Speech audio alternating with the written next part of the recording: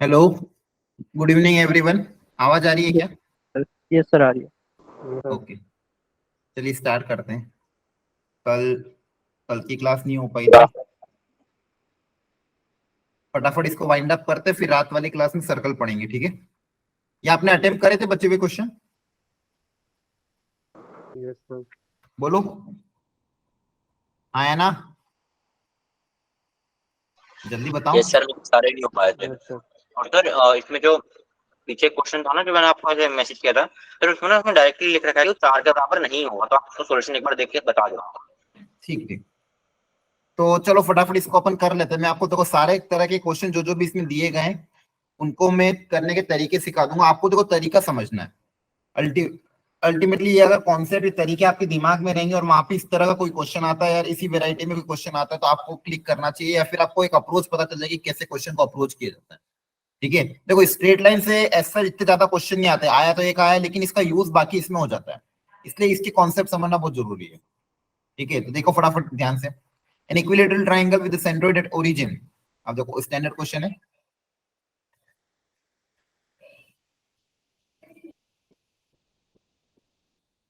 एक equilateral triangle के बारे में बोला गया है, इसका सेंटर ओरिजिन पे है। क्वेश्चन पढ़ लो ध्यान से फटाफट सब लोग, और एक आधी साइड भी हमको गिवन है। ठीक है, सेंटर ओरिजिन पे है और एक साइड है line x plus y equal to 1 पे। तो x plus y equal to 1 आपको पता है ये लाइन होती है। ठीक है, ये लाइन है आपकी x plus y equal to 1। इस पे इक्विलेटरल ट्राइंगल की एक साइड है और सेंट्रोइड जो है वो ओरिजिन पे। तो ट्राइंगल कोई भी कंस्ट्रक्ट कर लेते हैं, मान लो ऐसे कुछ ट्राइंगल होगा। ठीक है, ये इक्विलेटरल ट्राइंगल बना दिया जिसका सेंट्रोइड यहाँ पे।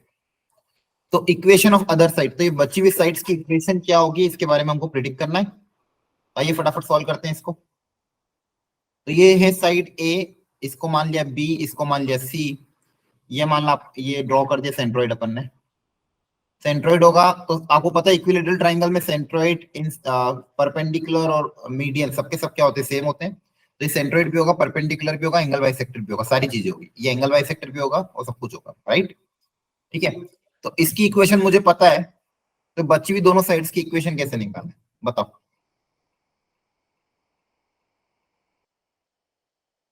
बताओ, बची हुई दोनों साइड्स की इक्वेशन आप कैसे निकालें?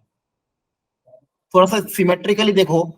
आपको देखो आप सर क्या जो क्या आपने निकाल सकते हो, परपेंडिकुलर उस पर बनाया है, कंसंट्रेट करो। आप क्या क्या निकाल सकते हो उस पर कंसंट्रेट करो। मान लो ये ट्राइंगल है एबीसी और ये साइड है एडी, तो आप क्या क्या निकाल सकते हो? आपके पास देखो ये वाला पॉइंट है ओरिजिन, और क्या पता कर सकते हो आप? आपके पास ये वाली इक्वेशन गिवन है। तो बताओ फिलहाल अभी इस गिवन डेटा से आप क्या निकाल सकते हो? फिर अपन एडी की बेसिक लाइन से की जाते हैं, फिर स्लोप। अपन क्या करते हैं, तो हाँ ये कोशिश करते हैं जो जो अपन निकाल सकते हैं वो निकालने की कोशिश करते हैं, फिर और ज्यादा दिमाग लगाएंगे। हाँ बोलो क्या निकाल सकते हो? एडी लाइन की स्लोप। एडी लाइन की स्लोप, वेरी गुड। आपको बीसी क्योंकि लाइन का सर ये स्लोप एक्स पता, इक्वल टू वाई से एडी का स्लोप निकाल सकते हो। और एडी का स्लोप निकालो, चलो स्लोप निकाल लेते हैं। इसका स्लोप आपका कितना गिवन है, -1। इसका स्लोप -1 है, तो एडी का स्लोप हो जाएगा 1 क्योंकि परपेंडिकुलर है। ये स्लोप 1 है, 0,0 से पास कर रही, मतलब ये लाइन कौन सी हो जाएगी, y इक्वल टू एक्स। हाँ है ना? बोलो बोलो। Yes sir. मतलब अब क्या मुझे कोऑर्डिनेट डी पता कर सकते हो? बोलो। y equal to x line है, इस पे इंटरसेक्ट करा तो x और y सेम होगा, तो x की जगह y रख देंगे, तो यहाँ पे क्या आएगा बताओ? x और y को सेम रख दोगे, y equal to x line है, ये x plus y equal to 1 है, ये y इक्वल टू एक्स है, तो x और y दोनों यहाँ पे सेम होंगे, तो क्या होगा 1/2 1/2 का, हाँ है ना? 1/2। बोलो। Yes sir. अब क्या मुझे पॉइंट ए निकाल सकता, डी आ गया, ये पता है, मान लो ये पता है, क्या ए निकाल सकते हो? बताओ कैसे निकाले ए, सोचो। पॉइंट ए कैसे निकालोगे? Section formula. पर रेशियो कितना है फिर ये? 2:1 होता है। 2:1, वेरी गुड। ये जो सेंट्रोइड होता है आपको पता है, ये सेंट्रोइड जो मीडियन वाला सेंट्रोइड है, तो मीडियन को 2:1 के रेशियो में डिवाइड करता है, तो ये पता है, ये पता है, तो पॉइंट ए आ जाएगा। बोलो। Yes sir. ये यस पता करो सर। कितना आ रहा है एक बार जल्दी से। सर वैसे ना ट्राइंगल जब मैंने बनाया था ना, मैंने ऐसे एक्सिस पे बी पॉइंट ले लिया, जैसे मतलब ऐसा नहीं अपन आधा ऐसे आधा बटा जनरल हुआ। अज्यूम थोड़ी कर सकते, अपने को पता नहीं ना कहाँ पे होगा, इसलिए जनरल लेना पड़ेगा। अच्छा हाँ अपन को पता नहीं ना कि वहीं पे लाई करेगा कि नहीं लाई करेगा। ये ए निकालो जल्दी से, बताओ कितना आ रहा है। तो सर जनरल में तो मेरे वाला में तो ये भी आ सकता है, क्योंकि ये तो थोड़ा आसान हो जाता है ना, सिमेट्रिकल सा। आ सकता है, लेकिन जरूरी नहीं, अगर आना होगा तो अपने आप आ जाएगा। लेकिन आप अगर यहाँ मान के फिर सॉल्व कर लोगे तो इक्वेशन हो सकता है मैच करे नहीं करे। अपन ने तो ये मान लिया, अगर इसको अगर मान लो पॉइंट बी यहाँ पे आएगा तो आ जाएगा, कोई दिक्कत नहीं है। अपन को पता नहीं है ना, सिमेट्रिकल डायग्राम बनाते, लेकिन अपन को इक्वेशन अगर लिखनी है तो अपन ये थोड़ी अज्यूम कर लेंगे बी को यहाँ मान लो, अब उससे इक्विलेटरल बनेगा कि नहीं बनेगा ये डाउट है, बन भी सकता नहीं भी बन सकता है। ए कितना आया बताओ? -1 आएगा। -1, वेरी गुड। तो देखो यहाँ तक तो हमने आ गए। तो देखो यहाँ तक देखो क्वेश्चन को कैसे अप्रोच कर रहे हैं ये सीखो आप लोग, क्योंकि अल्टीमेटली अपन को एडवांस में ये अपन ये नहीं बता सकता कि आपके पास कौन सा क्वेश्चन आएगा। अप्रोच इंपॉर्टेंट है। डायग्राम बनाया, जो चीजें गिवन थी उससे मेरी रेंज में जो सबसे आसान काम था मैंने ये निकाल लिया, पॉइंट ए निकाल लिया। अब मुझे बताओ कैसे इक्वेशन निकालें।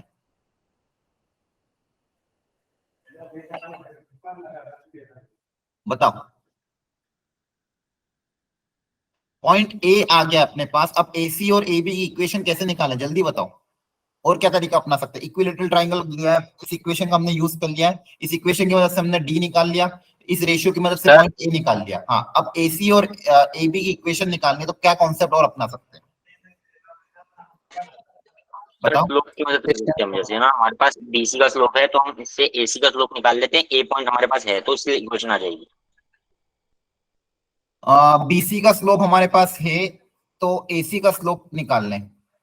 कैसे निकालेंगे? 60 डिग्री एंगल, ठीक है, 60 डिग्री दोनों के बीच एंगल में पे एंगल इंक्लाइंड 60 है। डिग्री होगा। ठीक है, अगर इसका स्लोप निकल जाएगा, पॉइंट है, इक्वेशन है, वो भी निकाल सकते हो, बहुत बढ़िया, कोई दिक्कत नहीं है।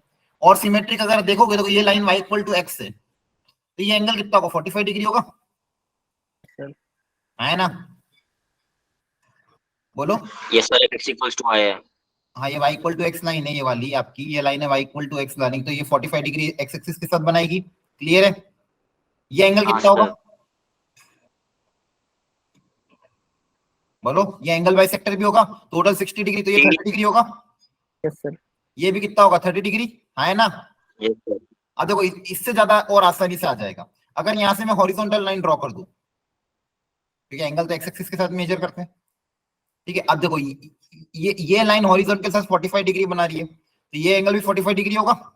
तो ये रेड वाली एसी लाइन एक्स एक्सिस के साथ कितना एंगल बनाएगी बताओ? 15 डिग्री, वेरी गुड। और A B line x axis से कितना बनाएगी? 45, सॉरी 45 नहीं, ये 15 और ये 60, 15 प्लस 60, 75 डिग्री, है ना? Yes sir. तो मैंने क्या पता कर लिया कि एसी लाइन एक्स एक्सिस के साथ 15 डिग्री बना रही है और A B line x axis के साथ 75 डिग्री बना रही है, तब स्लोप भी निकल जाएगा इनका। बोलो, तो स्लोप ऑफ, यहीं पे बना देता हूं, तो slope of AC line 10-15 degree हो जाएगा।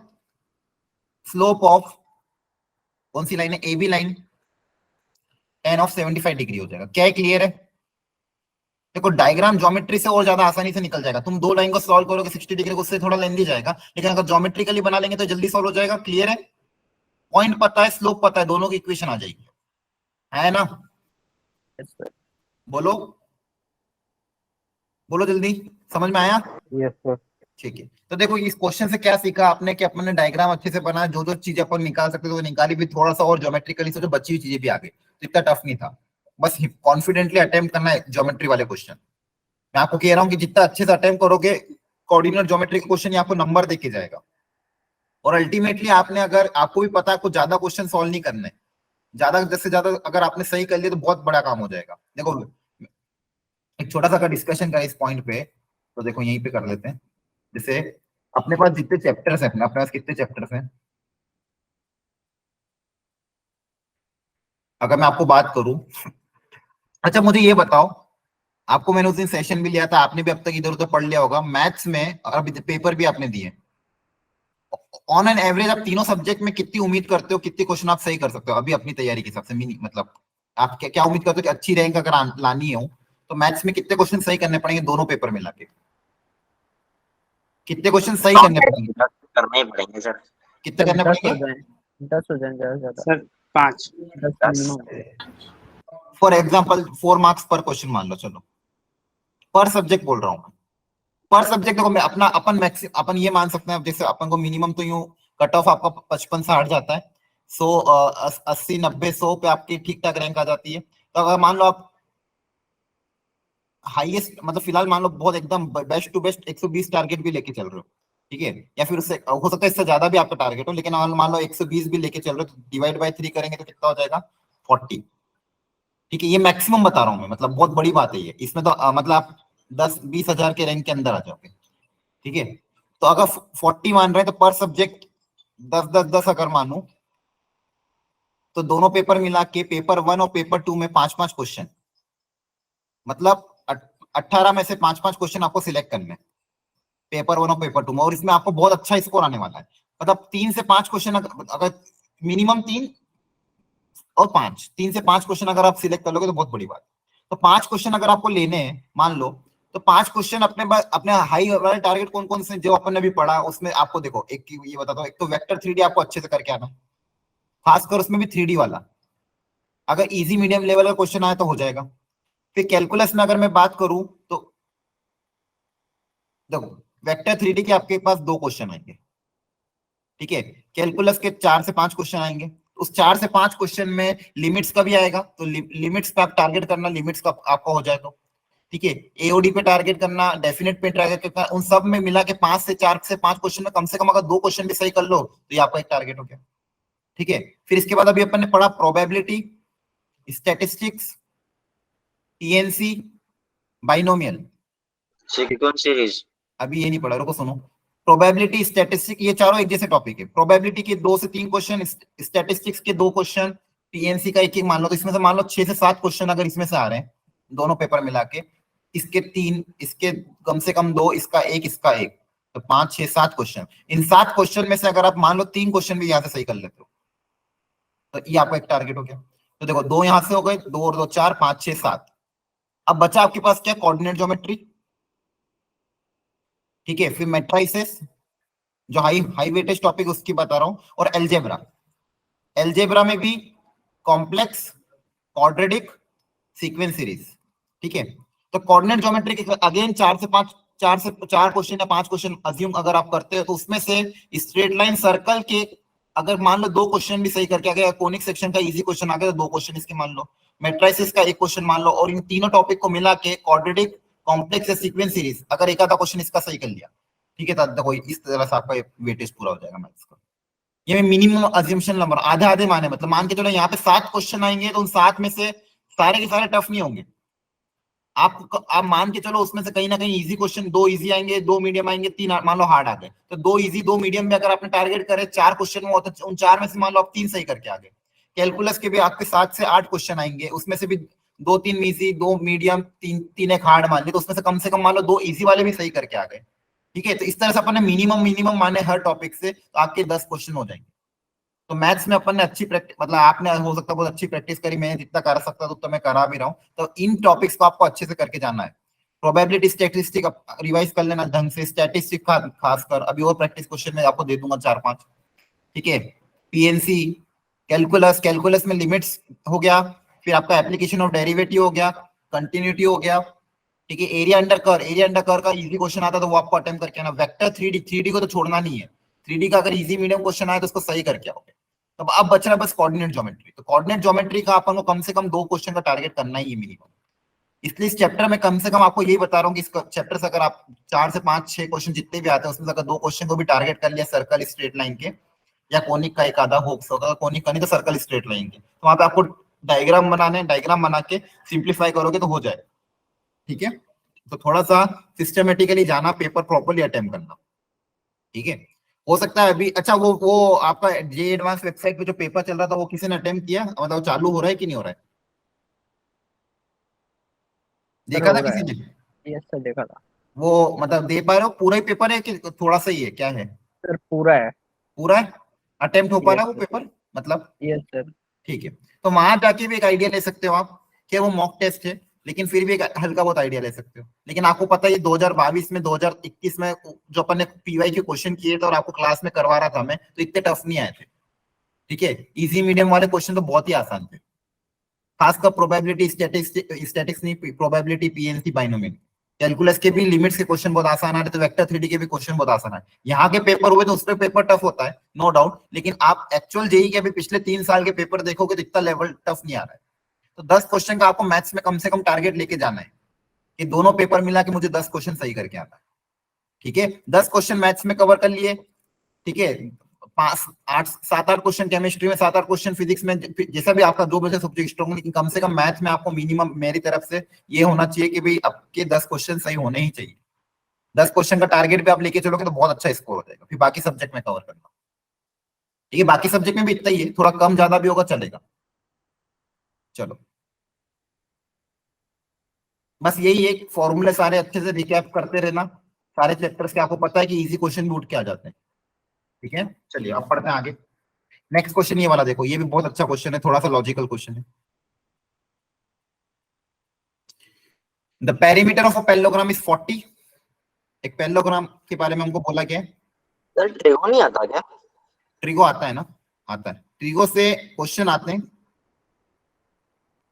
लेकिन ट्रिगो एक्चुअली इतना वास्ट है ना कि फिलहाल अभी अपने पास समय नहीं कि अपन ट्रिग्नोमेट्री को बहुत डिटेल में देखें। ट्रिगो का बेसिक आप लोगों को ऑलरेडी पता होता है क्योंकि इतने सारे चैप्टर में वो यूज होता है। ठीक है, उस पर भी क्वेश्चन आते हैं, बिल्कुल आते हैं। आप उसके पास पीवाई की प्रैक्टिस कर लो अगर करना हो तो, और अपने पास समय बचा तो मैं करा दूंगा। ठीक है, लेकिन ट्रिगो पे पूरा डिटेल में 2-3 दिन वेस्ट करना मतलब नहीं है, क्योंकि trigo is a very vast topic और उसको आपको बेसिक पता ही है, क्योंकि हर चैप्टर में कहीं ना कहीं आप यूज करते हो, तो अटेम्प्ट करके आ सकते हो क्वेश्चन, कोई दिक्कत नहीं। The perimeter of the parallelogram is 40, ये दिया हुआ है। All side of the parallelogram are natural number. Sides के बारे में बताया गया कि सारी नेचुरल नंबर है, and at least one of the diagonal is a natural number. Then the number of non congruent parallelogram, तो ऐसे कितने पैरेललोग्राम में बना सकता हूं जो इन सारी कंडीशन को सेटिस्फाई करे। अब क्या क्या कंडीशन हमको दे दी गई है। पैरेललोग्राम का पेरीमीटर दिया हुआ है, क्या दिया हुआ है, पेरीमीटर। तो आइए इन साइड्स को कुछ मान लेते हैं सबसे पहले। तो पैरेललोग्राम के बारे में आपको पता है अपोजिट साइड्स इक्वल होती है, तो इसको मान लो कुछ माना आपने x मान दिया, तो ये भी आपका x होगा। इसको y माना तो ये भी आपका y होगा।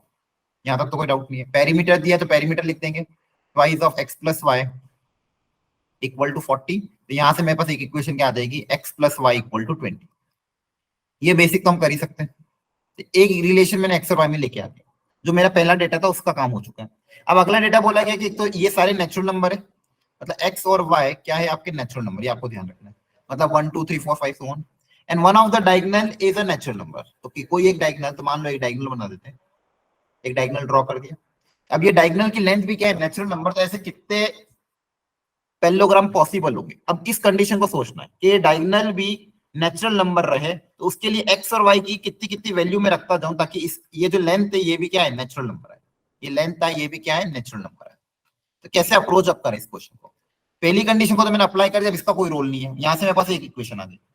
अब अल्टीमेटली सेकंड कंडीशन को ही अप्लाई करना है कि BD की लेंथ नेचुरल नंबर आए, तो ऐसे x और y की कितनी वैल्यू पॉसिबल है ताकि ये नेचुरल नंबर। अच्छा, सम 20 है और x और y नेचुरल नंबर, तो यहाँ पे टोटल पेयर कितने पॉसिबल है,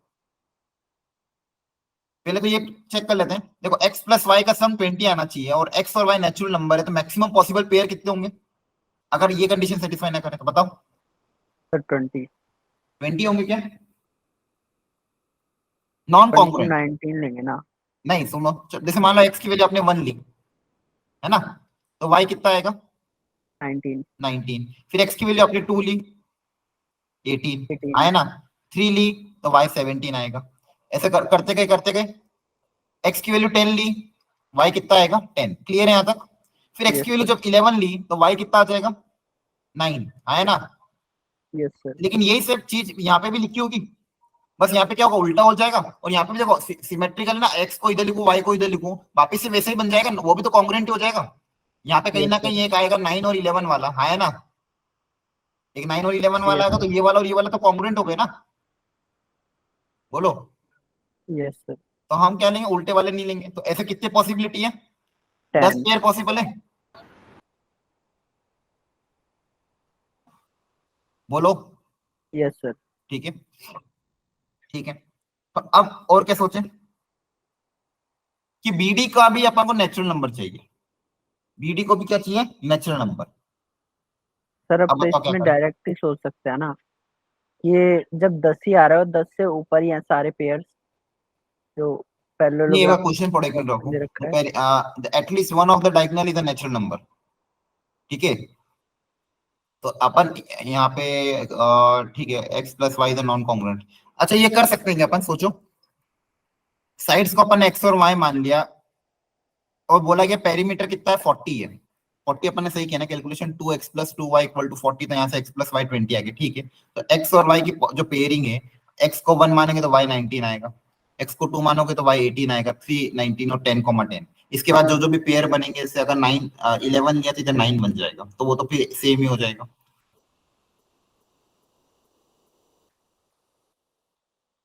अच्छा क्या ये 10 ही बनेंगे? हाँ आप सोचो सब लोग, क्या Yes, और भी sir. बन सकते हैं? सर क्योंकि इसमें तो ऊपर 30 60 और 100 है ना। हाँ हाँ समझ गए, नहीं नहीं नहीं वो आपने सही बोला, लेकिन क्या ये जो अपन ने बताया है कि एक्स और वाई के, ठीक है एक्स और वाई के मैक्सिमम पॉसिबल 10 ही पेयर है, लेकिन पैरेललोग्राम भी 10 ही बनेंगे क्या? इसका देखो मैं समझाता हूँ, बहुत अच्छा, इसमें कंफ्यूजन हो सकता है। इसके पीछे लॉजिक ऐसा समझो कि इसे मान लो कोई भी एक साइड ले लेते हैं, मान लो इसको ले लिया 4, इसको ले लिया 6, क्लियर है? बोलो, है ना? अब इससे एक पैरेललोग्राम बना दिया,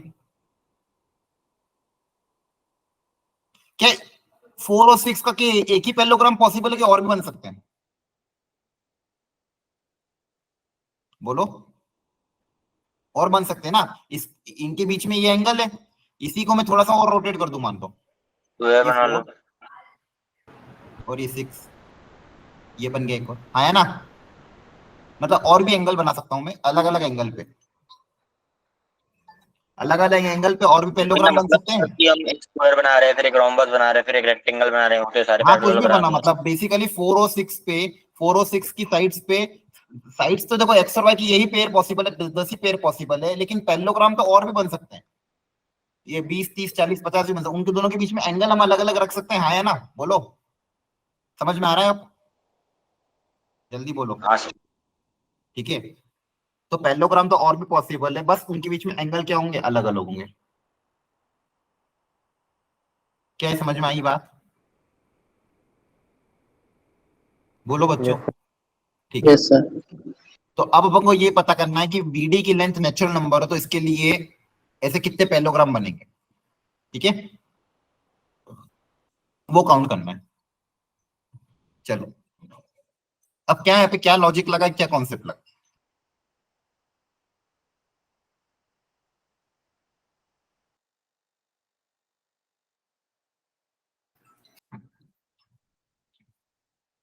देखो ध्यान से, क्या इन तीनों में कोई रिलेशन ला सकते हो?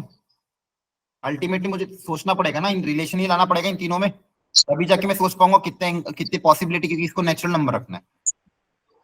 एक्स प्लस वाई सबसे बड़ा होना चाहिए। हाँ, जब ट्राइंगल के 3 साइड्स के बारे में हमको दिया और उनके भी रिलेशन आ रहा, तो हमारे पास क्या होती है, ट्राइंगुलर इनइक्वालिटी, है ना?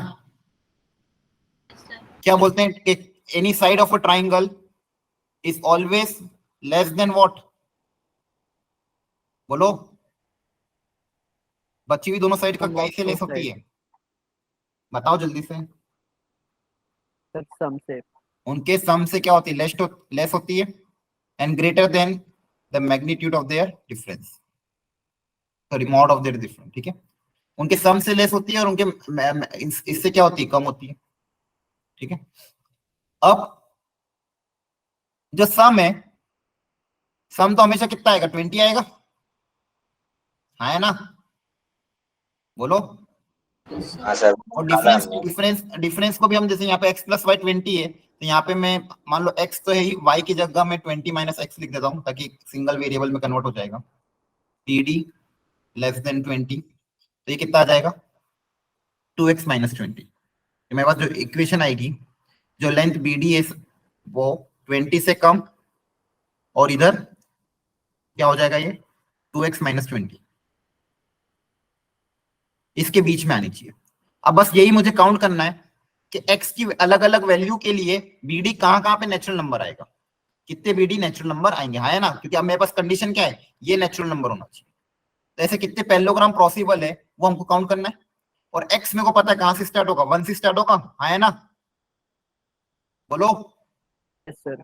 तो x की वैल्यू अगर 1 मान ली तो 1 मानोगे तो देखो कितना आ जाएगा, तो bd की वैल्यू किसके बीच में आ जाएगी, 20 से लेके यहाँ पे 1 रखोगे कितना आ जाएगा 18। Yes sir. तो यहाँ पे कितने पैरेललोग्राम बनेंगे बताओ, एक, सिर्फ 19 आएगा। Yes sir. आ रहा है समझ में, ऐसे आप काउंट करते जाना है अपन को। फिर x को रखा 2, x को 2 रखोगे तो कितना आ जाएगा ये 16, 17, 18, 19, 3 आया ना, आ रहा है समझ में कि नहीं। Yes sir. ठीक है, ऐसे रखते जाओगे सर रखते जाओगे और अपन को 19 वैल्यू इसमें मिलती हो जाएगी। चुका x ना। को रखा, फिर आपने 3 रखोगे तो कितना आ जाएगा ये 14, bd 20। अगेन सिमेट्री बन रही है, कितना आ जाएगा 5 जाता जाएगा। मैक्सिमम x कहां तक जाएगा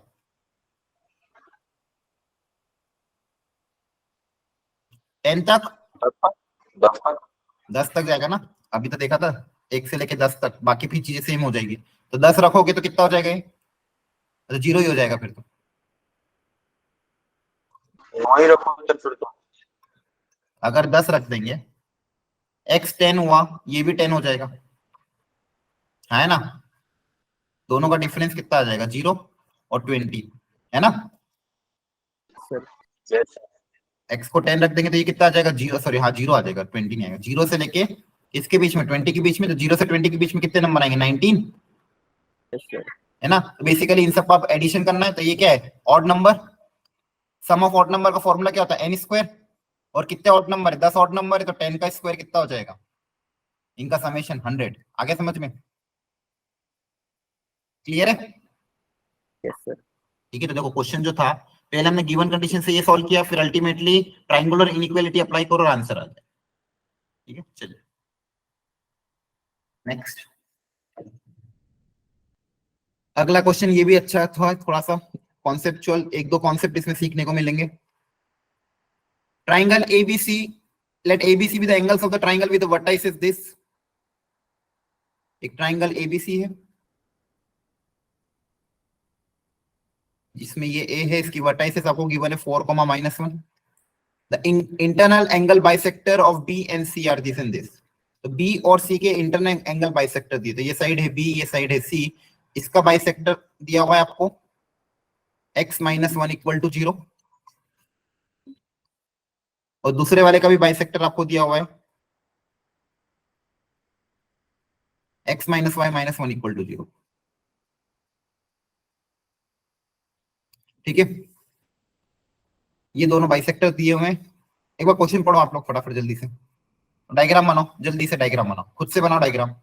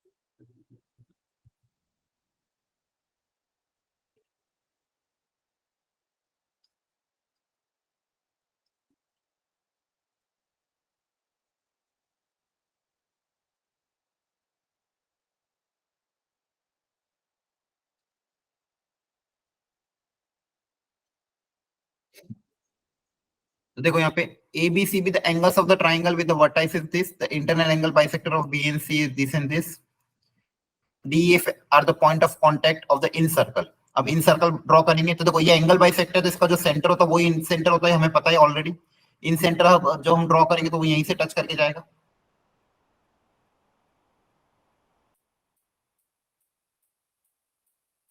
तो इन सेंटर टच बना दिया अपन ने, डी ई एफ। अब क्वेश्चन में बोला गया है कि इनकी जो इमेज है, जैसे डी की जो इमेज है इस लाइन के अबाउट, एफ की इमेज इस लाइन के अबाउट, ई की इमेज इसके एंगल बाइसेक्टर के about, D dash E dash और एफ डैश है, तो डी डैश ई डैश और एफ डैश से जो सर्कल पास हो रहा है उस ट्राइंगल का सर्कम सर्कल हमको निकालना। तो यहाँ पे देखो एक छोटा सा कॉन्सेप्ट यूज होगा। क्या कॉन्सेप्ट यूज होगा देखो ध्यान से, यहीं पे बता देता हूँ। मान लो कोई सर्कल है, ये बहुत बेसिक प्रॉपर्टी है, 9th में भी एक बार यूज करी थी, अगर आपको क्वेश्चन याद हो इसका, एग्जाम्पलर में क्वेश्चन आया था क्लास 9th का। 9th सर्कल में क्या होता है कि जैसे मान लो सर्कल का कोई भी डायमीटर अगर आप ड्रॉ करते हो, क्या ड्रॉ करते हो, डायमीटर, ठीक है। अब जैसे एक ये अपन ने कॉर्ड बना दी, तो कॉर्ड की प्रॉपर्टी होती है कि अगर वो परपेंडिकुलर है तो बाइसेक्ट करती है, क्या करती है, बाइसेक्ट, और या फिर बाइसेक्ट कर रही है तो परपेंडिकुलर होती है। याद आ रहा है, बोलो, आवाज आ रही है कि नहीं है? यस सर, कॉर्ड की प्रॉपर्टी होती है। कॉर्ड की प्रॉपर्टी होती है कि कॉर्ड जो है अगर ये रेडियस है, हाँ रेडियस अगर है तो रेडियस से परपेंडिकुलर कॉर्ड को बाइसेक्ट करती है, रेडियस से परपेंडिकुलर कॉर्ड को क्या करती है, बाइसेक्ट, ठीक है। तो अगर इमेज की बात करें तो इमेज के बारे में ऑलरेडी पता है, जैसे अगर ये पॉइंट है, सर्कल पे एक पॉइंट है और ये रेडियस अगर है, ये डायमीटर अगर है, तो इस डायमीटर के अबाउट या फिर रेडियस के अबाउट अगर इमेज लेंगे तो दूसरा पॉइंट भी इसी सर्कल पे लाई करेगा। तो आपको ये लॉजिक सोचना, क्योंकि इमेज का मतलब क्या होता है, यहाँ से और यहाँ से डिस्टेंस बराबर। तो अगर इस लाइन के अबाउट अगर वो मान लो रेडियस वाली लाइन है या फिर डायमीटर वाली लाइन है, तो अगर इस सर्कल की इमेज में ले रहा हूँ इस लाइन के अबाउट, तो वो जो इसका इमेज होगा वो भी सर्कल पे ही लाई करेगा, वो भी क्या करेगा, सर्कल पे ही लाई करेगा। तो ये बहुत इंपॉर्टेंट सोच आपको पता होनी चाहिए। अगर ये लॉजिक क्लिक कर गया तो ठीक है, नहीं क्लिक करा तो क्वेश्चन छोड़ना पड़ेगा। लेकिन ये छोटा लॉजिक क्या था कि इसकी अगर इमेज निकाली डायमीटर के अबाउट तो इधर ही आएगी। अब देखो ये सारे के सारे जो होंगे एंगल बाइसेक्टर सबके सब डायमीटर ही होंगे, क्योंकि सब सेंटर से ही पास कर रहे हैं, ठीक है। तो इनकी जो इमेज बनेगी वो वापस से इसी सर्कल पे ही लाई करेगी, वो वापस से इसी सर्कल पे ही लाई करेगी। मतलब डी की इमेज डी डैश यहीं पे लाई करेगी, फिर आपका ये ई है, इधर बाइसेक्टर होगा तो ई की इमेज, एफ की इमेज एफ डैश, ई की इमेज ई डैश। तो basically D dash F dash and E dash will lie on the same circle.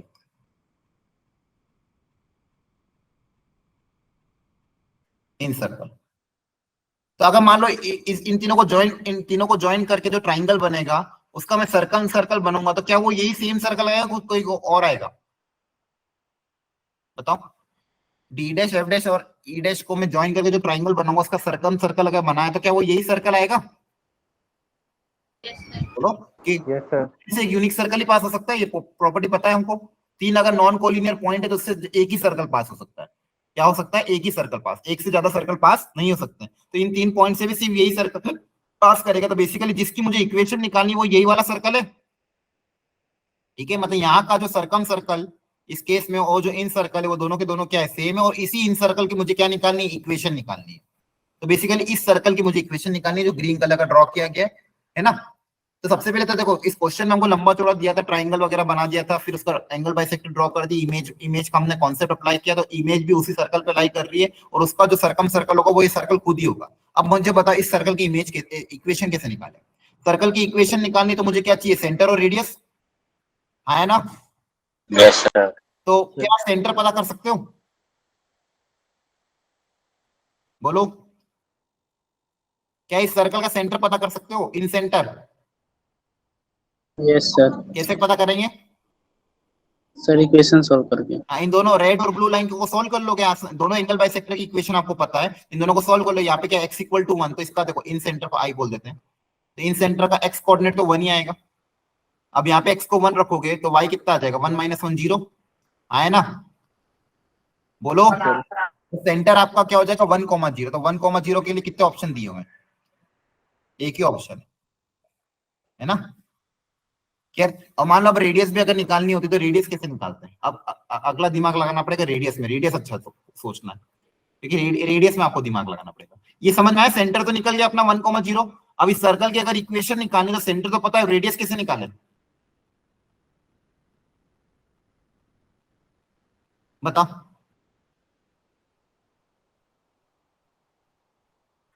Radius कैसे निकाले?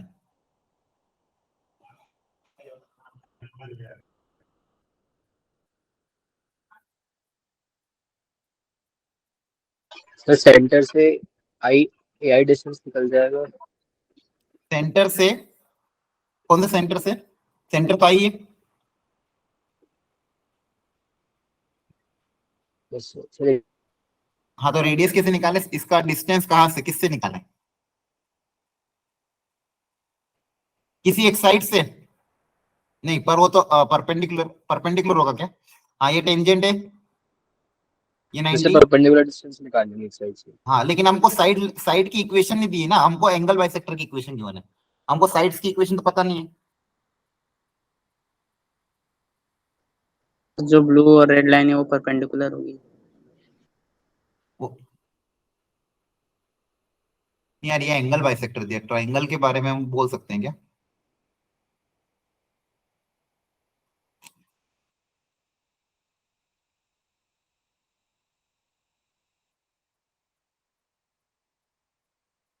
जरूरी नहीं ना 90 डिग्री, एंगल बाइसेक्टर दिया है।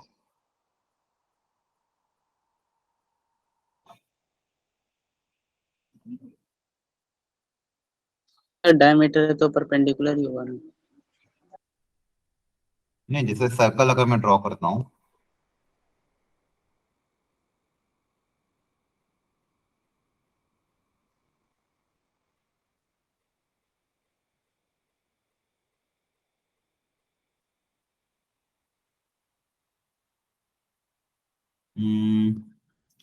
यहाँ से रेडियस को अगर टच करते, ठीक है, 90 डिग्री आता है, और ये रेडियस अगर एक ही आएगी तो यहीं से पास करेगी, ठीक है।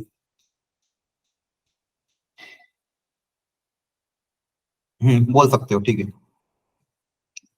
तो इसकी इक्वेशन पता है, इसका स्लोप पता चल जाएगा। स्लोप पता है, पॉइंट पता, तो इसकी इक्वेशन आ जाएगी, और इसकी इक्वेशन अगर आ गई तो फिर इससे इसका परपेंडिकुलर डिस्टेंस निकाल सकते हैं। हाँ, ये भी कर सकते हैं, ठीक है। देखो, इसका स्लोप पता है आपको, तो इसका स्लोप आ जाएगा। इसका स्लोप है, पॉइंट पॉइंट पता है, स्लोप पता है, इसकी इक्वेशन आ जाएगी ए बी की। फिर अगर किसी साइड्स की इक्वेशन आ गई तो फिर इस सेंटर से इस पे परपेंडिकुलर डिस्टेंस रेडियस के बराबर हो जाएगा, तो वहां से आपके पास रेडियस आ जाएगा, ठीक है। इससे एक बार ट्राई करके देखना, उससे देखो रेडियस 5 आ रहा है कि नहीं आ रहा है। बोलो, समझ में आया? 5 नहीं, √5 आना चाहिए बेसिकली।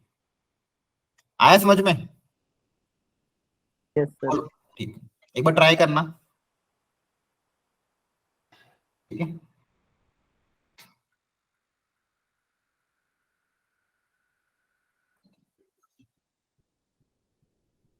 सर इन सेंटर की हमारे पास ऐसी कोई नॉलेज नहीं होती कि ये हमारे वर्टेक्स से इतना दूर होगा या कितना दूर होगा?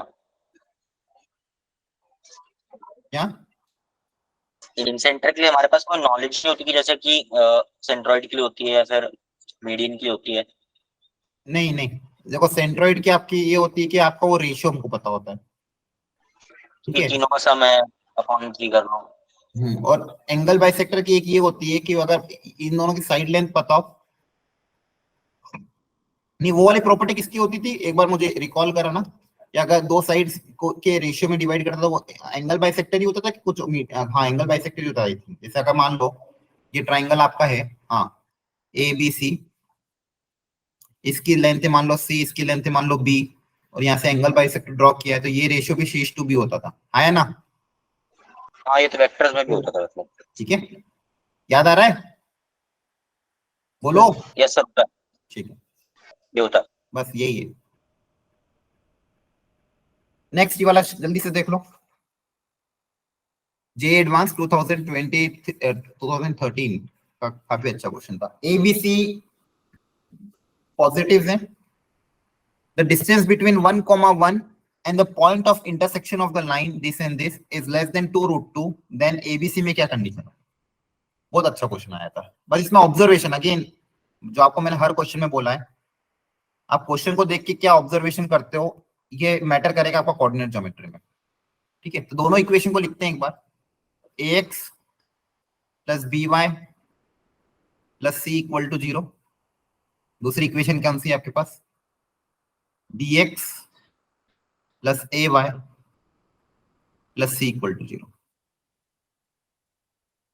ठीक है, where a greater than b greater than c greater than 0, the distance between 1, 1 and the point of intersection of this is less than 2√2। तो abc में क्या कंडीशन होगी?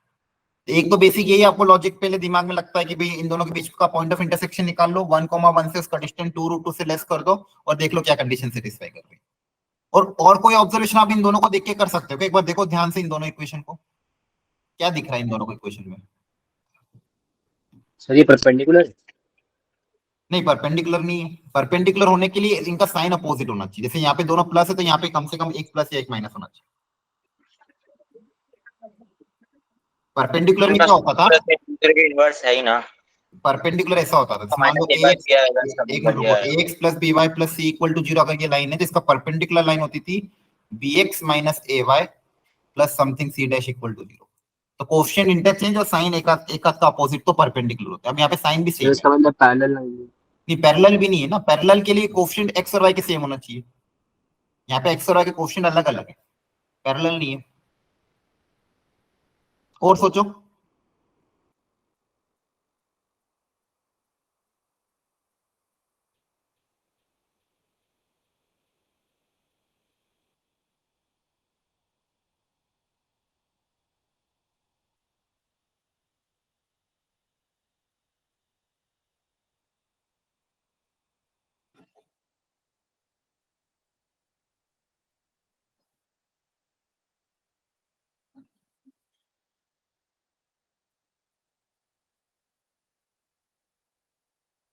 देखो ध्यान से। सर इसे माइनस सर कर इस सकते हैं सिमेट्रिक है x y इक्वल टू। हाँ, क्या एक एक करके बोलो। हाँ, क्या कह रहे हो? सर इस सिमेट्रिक है हाँ, y सिमेट्रिक है, वेरी गुड। ये सिमेट्रिक है y इक्वल टू x के अबाउट। अगर x और y को इंटरचेंज कर दोगे तो दूसरी इक्वेशन मिल जाएगी। हाँ है ना, पूरी की पूरी। देखो ध्यान से, दिख गया? ये ऑब्जर्वेशन करना था। अगर यहाँ पे x और y को आपस में इंटरचेंज कर दें, x और y को इंटरचेंज कर दें तो ये इक्वेशन मिल जाएगी। क्या देख पा रहे हो? बोलो। सर तो बेसिकली ये y equal to x line के अबाउट अगर इनका इंटरसेक्शन निकलेगा तो x और y पे वो पॉइंट आएगा, y equal to x line पे आएगा वो पॉइंट, है ना। जैसे मान लो Yes, x को वैल्यू 1, x की वैल्यू मैंने कुछ भी रख दी और y की वैल्यू भी कुछ भी रख दी, वो सेम वैल्यू यहाँ पे भी सेटिस्फाई करेगी। क्लियर है? तो इनका पॉइंट ऑफ इंटरसेक्शन एक y इक्वल टू x पे आएगा तो पॉइंट ऑफ इंटरसेक्शन हम क्या मान सकते हैं? मान लो कुछ मान लिया a, a तो दिया हुआ है तो r, r मान लिया। पॉइंट ऑफ इंटरसेक्शन क्या मान लिया? r, r। ये ऑब्जर्वेशन आपको लगा, इससे कैलकुलेशन आसान हो जाएगी। बेसिक तरीका तो आपको पता ही है कि आपको क्या बोला कि इनका पॉइंट ऑफ इंटरसेक्शन का 1, 1 से डिस्टेंस ये लेस कर दो। वो तो उस तरीके से तो सॉल्व करना ही पड़ेगा, लेकिन उससे लेंदी जाएगा। लेकिन अगर आपने यहाँ पे ये ऑब्जर्व कर दी कि यहाँ पे x और y को इंटरचेंज करने पे लाइन सेम आ रही है, ठीक है, तो बेसिकली इनके जो पॉइंट होंगे, जैसे यहाँ पे रखो, मान लो x और y को r, r रखा, तो r रखोगे तो ये इक्वेशन और इक्वेशन दोनों को सेटिस्फाई रहेगा। 1, 1, 2, 2, 3, 3 इस टाइप के सारे पॉइंट इन दोनों इक्वेशन को क्या कर रहे हैं? सेटिस्फाई कर रहे हैं, है ना। तो ये ऑब्जर्वेशन हमने देखा। तो मतलब बेसिकली पॉइंट ऑफ इंटरसेक्शन को r, r मान सकते हैं। अब r, r का इससे डिस्टेंस हमको करना है ये, तो बेसिकली क्या बोला है? तो r, r का 1, 1 से डिस्टेंस, तो देखो इनका डिस्टेंस कितना आ जाएगा? Under root of x2 minus x1 का whole square plus y2 minus y1 का whole square is less than 2√2। तो ये ट्वाइस कर दोगे, √2 बाहर आ जाएगा। Under root of r minus 1 का whole square less than 2√2। √2 cancel out हो जाएगा। यहां से मेरे पास क्या आएगा? Mod of r minus 1 is less than 2। यह है मॉड ऑफ r माइनस, मतलब जो पॉइंट माना था अपन ने वो क्या है? -1 लेस देन 2। अब क्या करें? सर ये x इक्वल्स टू y वाला लॉजिक समझ नहीं आया। यहाँ पे देखो दोनों इक्वेशन में देखो कांस्टेंट टर्म सेम था। यहाँ पे Yes, sir. पहले x के साथ a था, बाद में यहाँ पे y के साथ a है। यहाँ पे ये था, यहाँ पे ये था, तो दोनों में अगर आप सिमेट्री देखोगे कि यहाँ पे बस पहली इक्वेशन से दूसरी इक्वेशन कैसे बनी, एक्स और वाई को आपस में क्या करते हैं, इंटरचेंज। तो basically y equal to x line के अबाउट ये इमेज है। जब भी हम एक्स और वाई को आपस में इंटरचेंज कर देते हैं, वाई इक्वल टू एक्स के अबाउट इमेज बनी हुई, बेसिकली दोनों का इंटरसेक्शन कहाँ पे आएगा, Y equal to x line पे ही आएगा। दोनों लाइन का इंटरसेक्शन तो इंटरसेक्शन सही कहाँ है। पे आएगा, Y equal to x line पे आएगा। आप रख रख के देख लो, कोई भी पॉइंट रख लो जो एक्स और वाई के कोऑर्डिनेट सेम है, दोनों को सेटिस्फाई, 1,1, 2,2, 3, यस 3, सर। 5,5 ऊपर को भी सेटिस्फाई करेंगे, नीचे को भी सेटिस्फाई करेंगे, हाँ है ना। Yes sir. ठीक है, तो बेसिकली तो ये इसके बाद ऑब्जर्वेशन था। हाँ क्या कह रहे हैं। तो इसके बाद वही यूज कर सकते हैं, पहले मॉड को खोलेंगे सर इनइक्वालिटी के साथ, और सर हाँ आर आ जाएगा हमारा -c/a+b। हाँ, इसको चलो सॉल्व कर लेते हैं आगे। तो यहाँ पे जैसी मॉड को खोलोगे आप, इसको मैं, -2 से 2 तक होगा r-1। ये यहाँ से क्या क्या आएगा फाइनल, r-1 लेस देन 2, तो ये कैसे खुलेगा बोलो। सर -2 से -2 2 से तक r-1। -2 से 2, फिर +1 कर दोगे तो -1 से 3, हाँ है ना, सही है। सर और हमको क्या बोला गया है, अच्छा ये तो हमको बोला गया एबीसी में कंडीशन है। आर मतलब क्या था, कोऑर्डिनेट था ना। तो अगर आप वो कोऑर्डिनेट को -1 से 3 है, आप कंडीशन कैसे निकालें,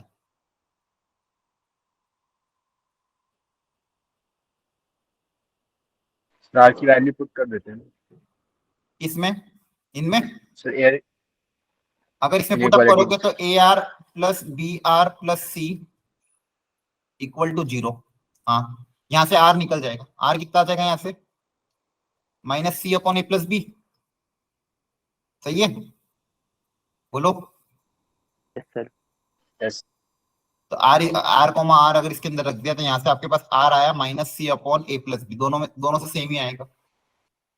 तो आर बोला गया था -1 से 3 के बीच में, तो -c/a+b less than -1 less than 3। अब किसी एक को सॉल्व कर लेते हैं, मान लो इन दोनों को सॉल्व कर लेते हैं, तो इन दोनों को सॉल्व करोगे तो देखो ध्यान से, a+b पॉजिटिव है, तो उधर जाके इनइक्वालिटी का साइन चेंज नहीं होगा, हाँ है ना। तो -a-b लेस देन -c, इन सबको उधर भेज दोगे तो a+b, सिंगल करेक्ट क्वेश्चन था ये, a+b -c क्या आ जाएगा, >0। ये क्या ऑप्शन, हाँ हो गया सॉल्व, बोलो, अरे बताओ, सर ये नहीं लास्ट स्टेप एक बार बता दो। नहीं आया समझ में। यस आ सर। गया सर।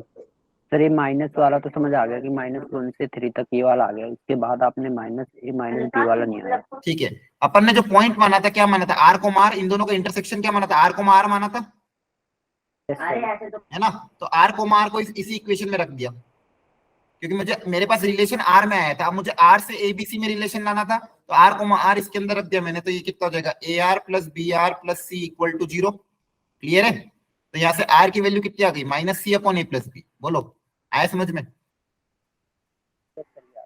बोलो yes sir. Hello. Yes sir. ये वैल्यू यहाँ पे रख दोगे तो यहाँ से आपके पास ये इक्वेशन आ गई, ऑप्शन है, ठीक है। Okay sir. Yes sir. आगे बढ़ते हैं फटाफट।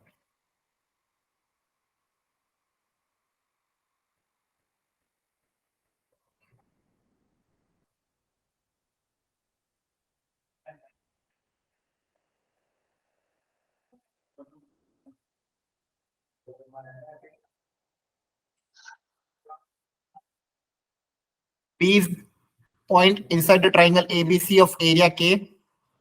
The length of perpendicular from P drawn on the this are ABC. A upon P1 plus B upon P2 plus C upon P3 is minimum when? इनमें से कौन सा ऑप्शन सही होगा, बताओ।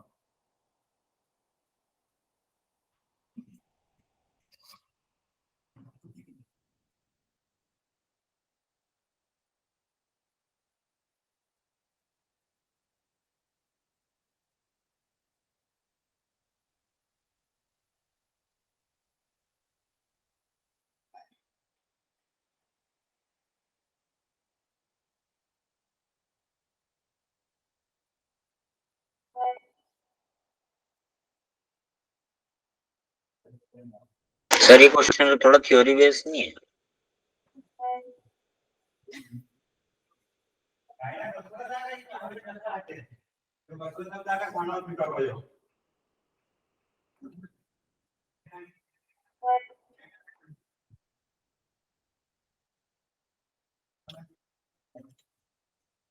अरे सॉल्व देखो ध्यान से, चलो। P is the point inside the triangle ABC of area K. The length of perpendicular from P drawn on the sides are this and this.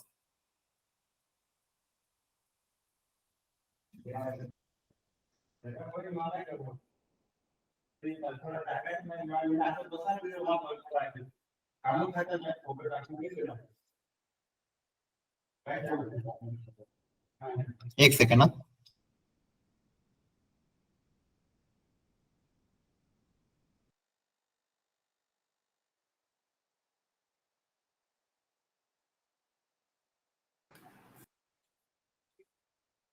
देखो ध्यान से।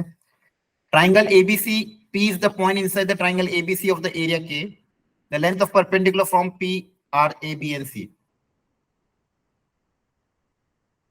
तो कोई पॉइंट है P, इसका तीनों साइड से परपेंडिकुलर, कहां कहां से, हाँ,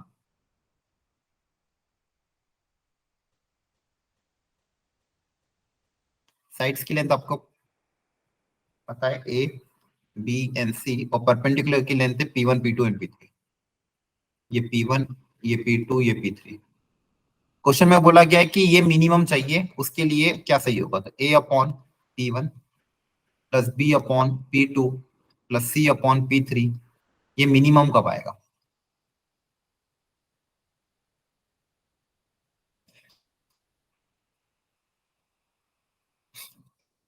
अगर ये ये मिनिमम अगर है तो इसके लिए क्या सही होगा, ये पूछा गया। सर अगर से तुक्का लगाएं तो सर ABC। हाँ वेरी गुड। तो ये एग्जाम में तुक्का लगा सकते हो, इसमें चांसेस हो सकते हैं। देखो या तो आंसर ABC होगा या तो आंसर D हाँ होगा। सर, या तो D होगा, तो सर तभी ABC लगा दो।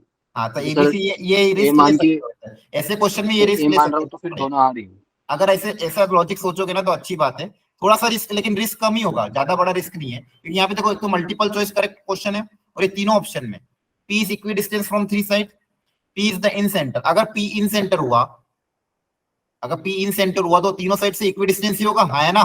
तो अगर इक्वी डिस्टेंस है तो ये ऑप्शन भी सही है, ऑप्शन भी सही, और इसमें भी इक्वी डिस्टेंस बोला, बस ये सही होना चाहिए और ये अलग है। तो या तो आंसर ABC होगा या तो ऑप्शन D होगा। क्लियर है? हेलो बोलो, अरे आपको समझ में आ रहा है क्या कह रहा हूँ? ठीक है, तो हाँ या ना जवाब दिया करो, आधा टाइम तो मेरे को पूछने में लग जाता, तुम जवाब ही नहीं देते हो, लेकिन उसके लिए ये भी सही होना चाहिए। ठीक है, चलो अब सोचते हैं इसके बारे में क्या क्या कर सकते हैं अपन यहाँ पे। P इज द पॉइंट, अब हाँ अपन को क्या दिया K, क्या है इसका एरिया। अगर आपके पास ये डायग्राम है तो इस ट्राइंगल का एरिया कैसे निकालोगे? ये 10th में आपने ऐसा किया था एक question. Sir 1/2 P1 into A। नहीं, इसमें इसका अगर मान लो ये ऐसा डायग्राम पता हो तो इस ट्राइंगल का एरिया कैसे निकालोगे? वही तो सर, A को इन सेंटर्स कनेक्ट कर देंगे ABC को। हाँ, इन तीनों को इनसे क्या कर दो, कनेक्ट कर दो। याद आ रहा है क्वेश्चन था आपको सर्कल में, वो 10th क्लास में लंबा सा एरिया पे फॉर्मूला से एरिया निकालते थे और इससे एरिया निकालते थे, दोनों को इक्वेट करते थे। तो यहाँ से आप बोलोगे फिर इन तीनों ट्राइंगल का एरिया का एडिशन बड़े वाले ट्राइंगल का एरिया आ जाएगा, है ना? Yes sir. बोलो। Yes sir. ठीक है, तो हाफ बेस इंटू हाइट, फटाफट कर दो, P1 into A plus half P2 into A, half P2 into B plus half P3 into C, तो आपका एरिया आ जाएगा ट्राइंगल। हाँ, एरिया ऑफ द ट्राइंगल आपको पता आ गया और इसकी वैल्यू हमको K के बराबर गिवन है। यहाँ से मेरे पास एक रिलेशन क्या है, P1A plus P2B plus P3C की वैल्यू कितनी आ गई, 2K। हाँ अब बोलो क्या कह रहे थे, एक रिलेशन ये आ गया। अब अगर इस ऑप्शन को चेक करना है तो देखो यहाँ पे P1 P2 P3 को इक्वल कर दो अगर, तो यहाँ से देखो P1 equal to P2 equal to P3 रख दे, सब में P1 रख दिया, P1 कॉमन ले लेंगे तो वहां से P1 की वैल्यू 2K अपॉन ABC आ जाएगी, है ना? आ जाएगी, बोलो। Yes sir. मतलब ये तीनों मैच कर सकते हैं। लेकिन फिर भी अगर हमको सॉल्व करना तो कैसे सॉल्व करें इसका? सर अभी मैंने इसे इन सेंटर मान रखा है पी को, मतलब वो जो पॉइंट है उसे इन सेंटर मान लिया अभी। माना नहीं है, ये परपेंडिकुलर ही तो है। नहीं सर ये तो परपेंडिकुलर है। मैंने इसे इन सेंटर अभी माना है या नहीं माना है? ये माना नहीं है। यहाँ पे हम बोल रहे हैं ये जो दो ऑप्शन है, अगर ये दो ऑप्शन सही हुए तो ये भी सही हो जाएगा ना इसके साथ साथ, क्योंकि इन सेंटर में डिस्टेंस तीनों क्या होता है? इक्वल। अगर मान लो ये ऑप्शन सही हुआ कि तीनों से इक्वल डिस्टेंस है तो ये भी तो सही होगा। तो ओके ये सही हुआ तो ये भी सही हो जाएगा। तो अगर मान लो इन तीनों से कोई एक सही हुआ तो तीनों सही होना चाहिए, कोई अकेला सही नहीं होगा। समझ में आ रहा है? ये कह रहे थे। ठीक है, अब जल्दी बताओ यार, ज्यादा टाइम वेस्ट मत करो। कैसे सॉल्व करें इसको? ये अब ये अगर मान लो सॉल्व करना है इसको, यहाँ पे मुझे ये रिलेशन क्रिएट करना है कि ये मिनिमम चाहिए। अब देखो एम जी एम अगर लगाने का सोचे, लेकिन उससे कॉम्प्लेक्स बनेगा, क्योंकि इनका सम तो ठीक है लेकिन इनका प्रोडक्ट करके 1/3 उससे कोई रिलेशन अपने पास आएगा नहीं।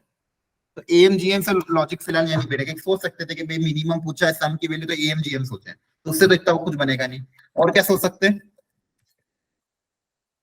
यहाँ पे देखो एक एक्चुअली बहुत अच्छा सा एक तरीका यहाँ पे निकाला गया था इस क्वेश्चन को सॉल्व करने के लिए। एक्चुअली देखो इनको इसकी मिनिमम वैल्यू चाहिए थी। किसकी मिनिमम चाहिए थी? इसकी मिनिमम। तो इसमें अगर मान लो मैं कोई कांस्टेंट के मल्टीप्लाई कर देता हूं, तो जैसे मान लो मुझे कोई एक्सप्रेशन है एक्स की मिनिमम वैल्यू पता करनी है, कोई एक्सप्रेशन है एक्स की मिनिमम, तो इसमें अगर मान लो मैंने बी भी मल्टीप्लाई कर दिया तो भी उस केस में कंडीशन तो सेम ही आएगी। कांस्टेंट मल्टीप्लाई करने से मिनिमम कंडीशन में थोड़ी कुछ फर्क पड़ेगा, है ना? यस तो अगर मुझे मान लो इस एक्सप्रेशन की मिनिमम वैल्यू निकालनी है तो इसमें मैं ये वाला कांस्टेंट के क्या कर रहा हूँ? मल्टीप्लाई कर रहा हूँ। क्योंकि देखो इसमें ये डिनोमिनेटर में P1 P2 P3 आ रहा है, इसमें मल्टीप्लाई में आ रहा है, तो इससे जो एक्सप्रेशन बनेगा वो थोड़ा सिंप्लीफाइड बनेगा। तो ये एक कांस्टेंट है, तो जो कंडीशन इसके लिए आएगी उसमें के मल्टीप्लाई करने से भी कंडीशन वही रहेगी कि कांस्टेंट मल्टीप्लाई करने से मिनिमम में फर्क नहीं पड़ेगा। तो मैं क्या कर रहा हूँ, इसकी मिनिमम निकालने के बजाय मैं क्या कर रहा हूँ, इसमें अगर ये मल्टीप्लाई करते हैं, ठीक है, तो चलो यहीं पे सॉल्व कर लेते हैं, आंसर तो पता ही है आपको। तो इसमें अगर मैं मान लो ये मल्टीप्लाई कर देता हूँ तो a upon P1 plus b upon P2 plus c upon P3 इसकी मिनिमम बोला है। तो इसमें हम कोई कांस्टेंट जो k हमारा आ रहा था क्या था? P1a P2b P3c, ये मल्टीप्लाई कर दिया।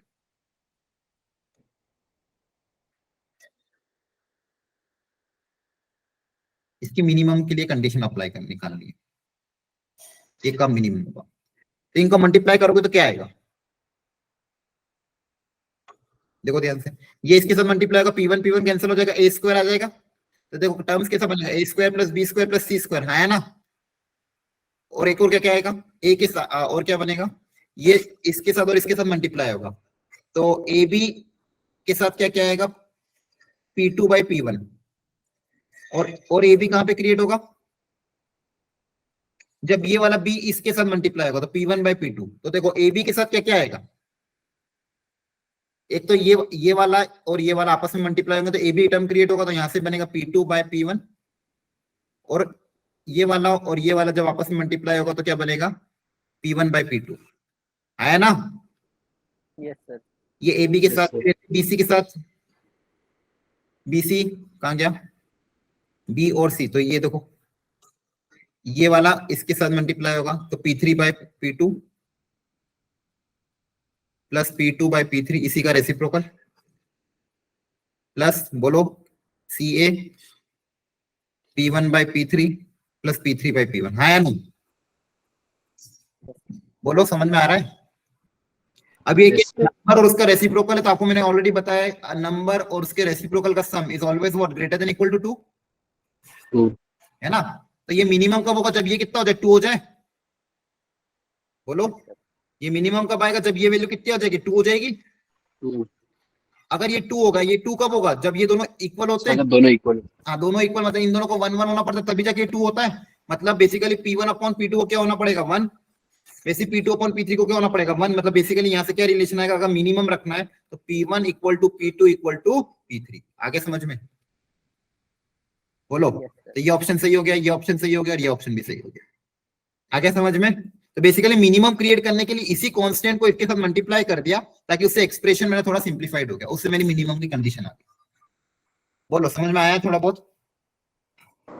आ गया सर। ठीक है, चलो ये थोड़ा क्वेश्चन अच्छा है। एक तो ये वाला और एक कॉन्सेप्ट क्वेश्चन और था। ये वाला देखो क्वेश्चन एक बार, ये थोड़ा स्टैंडर्ड क्वेश्चन है। अगले जो दो क्वेश्चन है स्टैंडर्ड है, एक तो ये वाला और एक ये वाला रेक्टेंगल वाला। पढ़ो इसको। The equation of the line passing through the point 2,3 and making an intercept of 2 unit between the line this and this. अब ये दोनों लाइन कैसी दी हुई है, ऑब्जर्वेशन करो। अच्छा पैरेलल है। पैरेलल है। क्या ये दोनों लाइन पैरेलल दिख रही सबको? Yes sir. ठीक है, तो सबसे पहले डायग्राम बना लेते हैं। एक लाइन ये बना दी, दूसरी लाइन ये बना दी।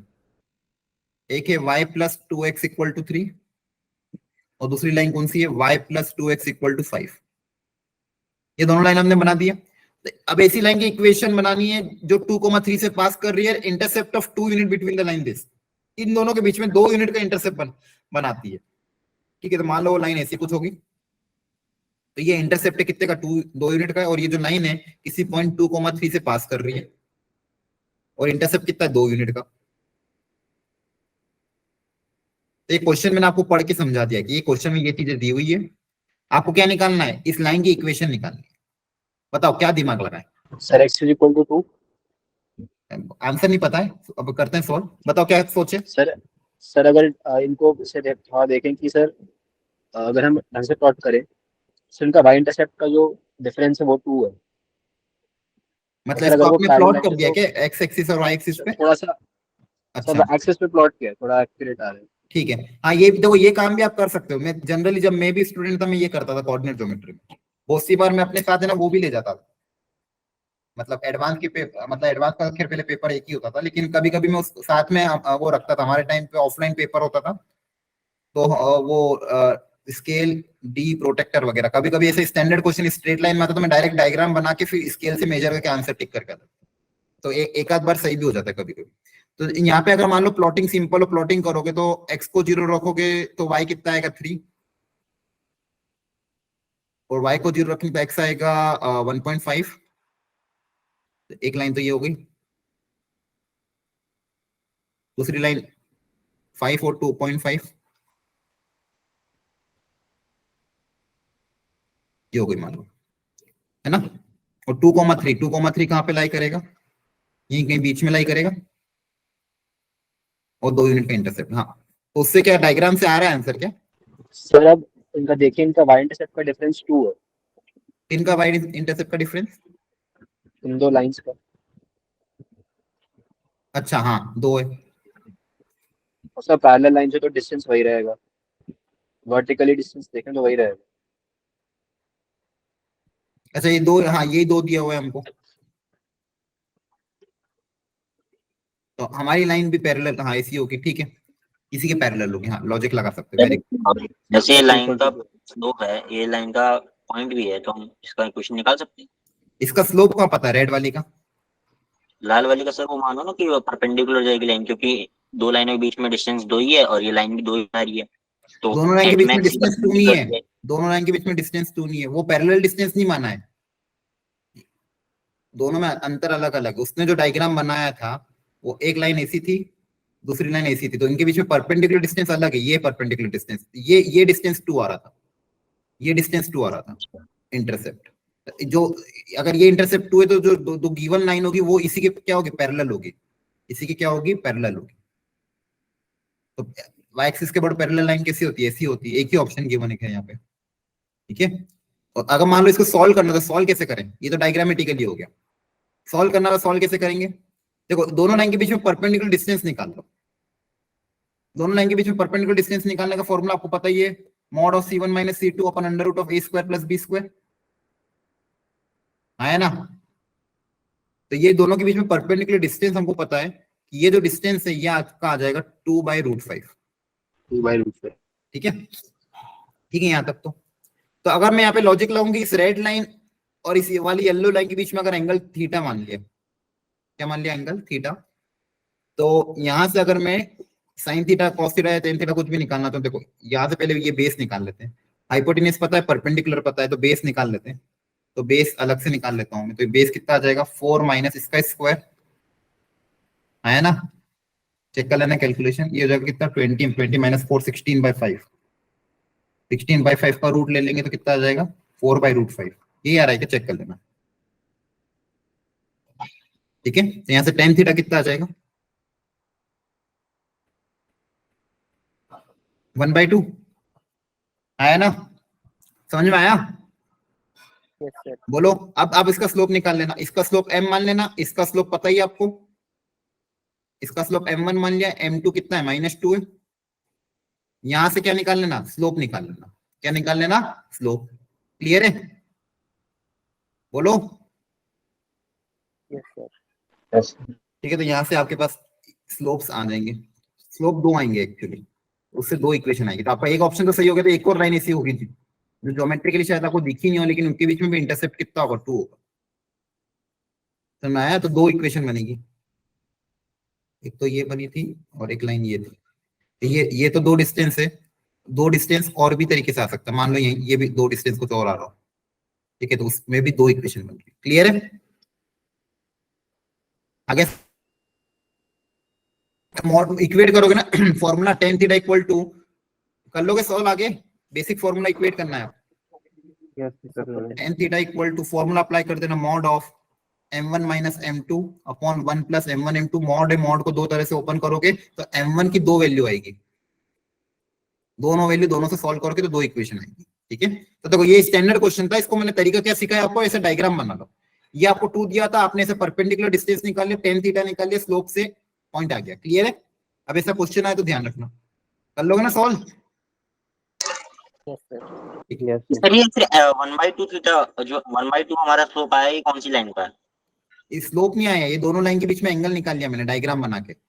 ये डिस्टेंस 2 दिया हुआ था, ये परपेंडिकुलर डिस्टेंस निकाल लिया, तो यहाँ से ट्राइंगल बना के ये एंगल थीटा निकाल लिया, रेड और ब्लू येलो लाइन में, और tan थीटा का फॉर्मूला अप्लाई कर। tan थीटा वाला फॉर्मूला लगा लूंगा, हाँ, m1 m2 वाला। tan ठीक है थीटा सर। पहले निकाला, फिर फॉर्मूला अप्लाई किया। देखो ये भी एक और क्वेश्चन है, एक रेक्टेंगल में अगर दोनों डायगोनल की इक्वेशन गिवन हो,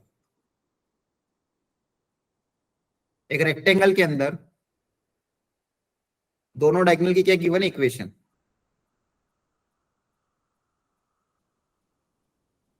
एक डायगोनल ये ना, एक डायगोनल ये, पढ़ लो तब तक आप, मैं डायग्राम बना लेता हूं। ये दोनों डायगोनल की इक्वेशन मुझे गिवन है, और बोला गया area of the rectangle is 8 square unit, then the equation of the sides, ये जो साइड्स है इनकी इक्वेशन क्या होगी ये हमको पता करना है। ये अगेन स्टैंडर्ड क्वेश्चन टाइप से ही है। तो एरिया दिया हुआ है 8, दोनों डायगोनल की इक्वेशन गिवन है, काफी अच्छा क्वेश्चन है, मतलब थोड़ा सा दिमाग लगाना पड़ेगा। तो बची हुई साइड्स की इक्वेशन कैसे निकाला जाए, बताओ, सोचो थोड़ा।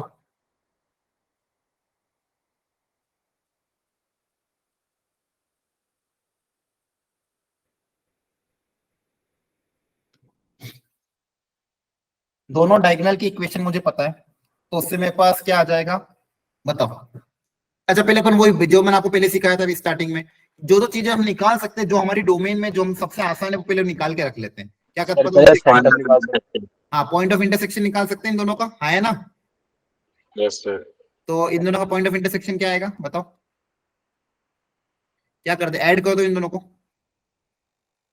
ऐड कर दोगे तो 2y माइनस 10 इक्वल टू 0, तो y इक्वल टू 5, y को 5 रख दो तो कितना आएगा, ये 5, 5 में से 17 का कितने गए, देखो y को 5 रखो कितना आएगा, यहाँ पे रख दो, 5 प्लस 17 12, 12 अपॉन 8, तो 3/2, चेक करना। तो जो पॉइंट है ई मान लिया, तो ई का कोऑर्डिनेट मेरे पास आ गया है 3/2, 5, चेक कर लेना आप कैलकुलेशन। हाँ ये कोऑर्डिनेट निकाल लिया, और क्या कर सकते हैं, आप क्या करें,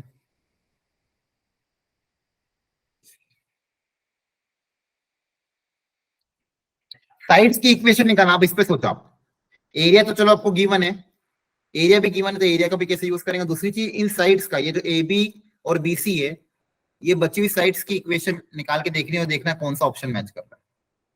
सर बीच के एंगल निकाल सकते हैं, बीच में इनके बीच में अगर एंगल निकालोगे, ठीक है, अगर इनके बीच में एंगल निकाल लिया, फिर 90 90 क्यों आएगा, रेक्टेंगल पे डायगोनल 90 पे नहीं करते।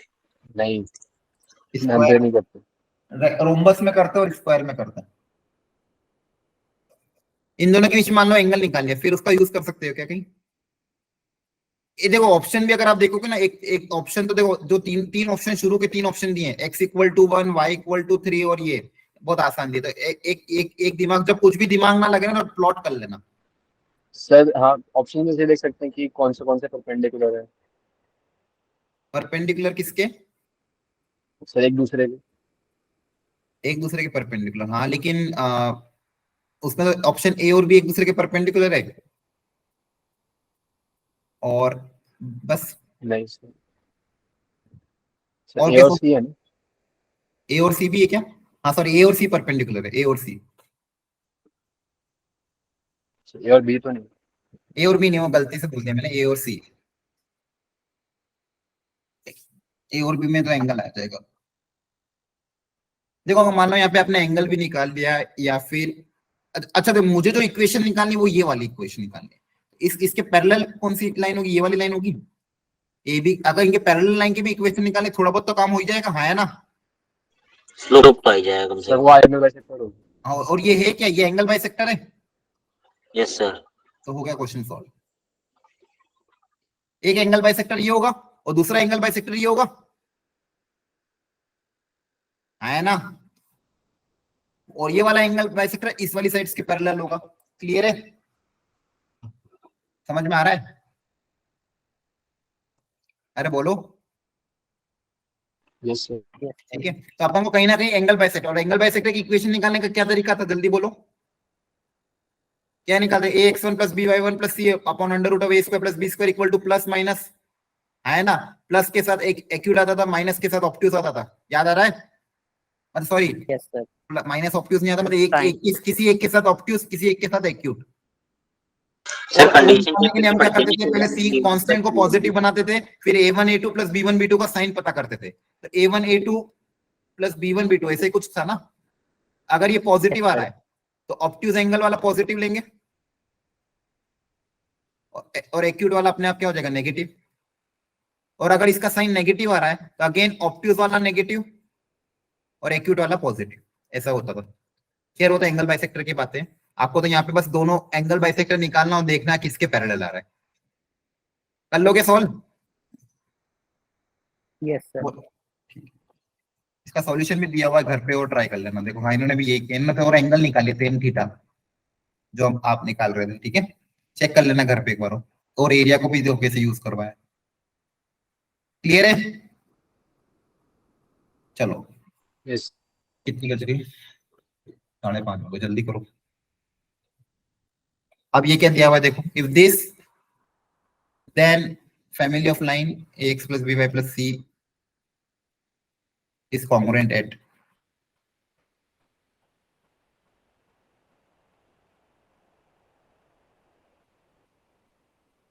क्या पूछा इस क्वेश्चन में? समझाओ जरा।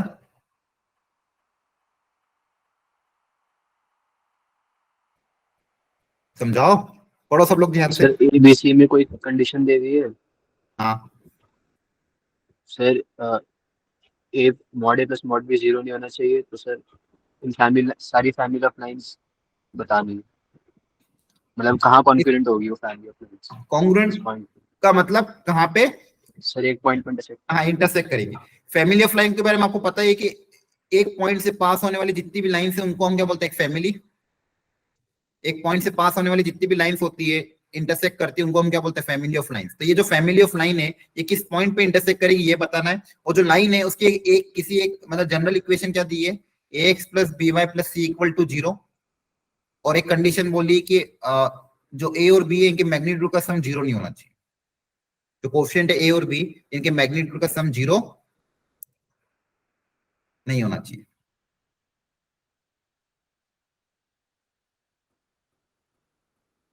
तो ये जितनी भी लाइनें होगी ये किस पॉइंट पे इंटरसेक्ट करेगी, और ये एक गिवन कंडीशन है। इस गिवन कंडीशन को भी ध्यान से देखो। 6a² - 3b² + c², और ये चलो ट्राई कर लो एक बार खुद से। 1 मिनट का समय दे रहा हूं आपको, 1 मिनट का। एक बार खुद से कोशिश करो क्या अप्रोच होगी।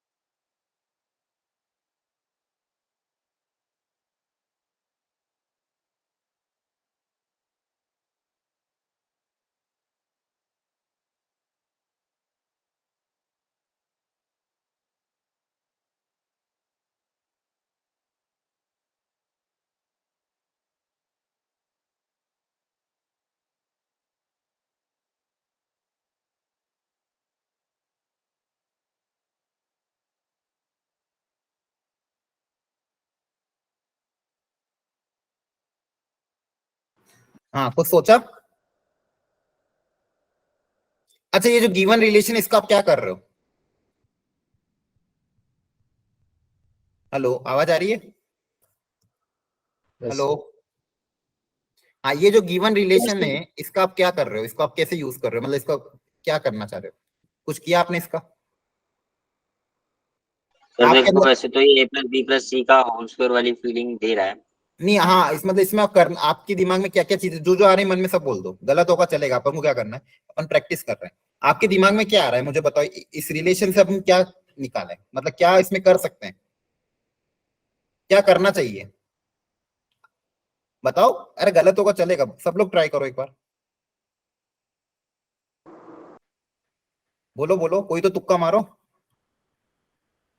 सर जैसे हमने पॉइंट लिया 2, पहला ऑप्शन लिया 2 - 2 का -3।